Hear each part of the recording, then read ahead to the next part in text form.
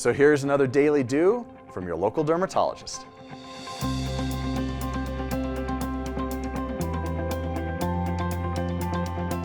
So what's a seborrheic keratosis?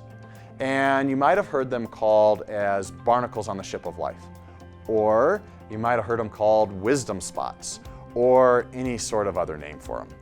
They are basically bumps that kind of a little bit look like warts that start growing all over your body. And you get more of them the wiser you get. So it's a gift from God every year on your birthday. Now, these are not necessarily concerning, but the very first step is to make sure you have the right diagnosis, because it is a new lesion on your body and it's growing and changing. So anything that's new, growing, changing, or simply not healing has to be looked at by your local dermatologist to determine what the diagnosis is. Now, for the vast majority of these, we just leave them alone. There's two reasons that we treat them. And these two reasons are that they're becoming symptomatic.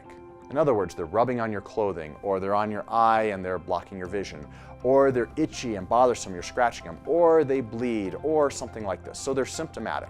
They're causing problems in your life. The other reason we remove them is for cosmetic reasons. People just don't like how they look. Now, if you're removing them for cosmetic reasons, you don't bill insurance for those. Just like insurance doesn't cover a haircut, they're not going to cover something you don't like how it looks. But we can treat them. And there's a couple different ways that we can treat them, but usually we use liquid nitrogen, and we freeze it and it falls off.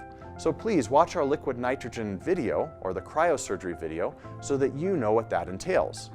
But in all things, if we think it's a wisdom spot, like a seborrheic keratosis, and we treat it like a wisdom spot, and it doesn't go away like a wisdom spot should, you gotta talk to your local dermatologist to figure out, one, do we just need to freeze it stronger or treat it stronger, or two, do we need to reassess the initial diagnosis?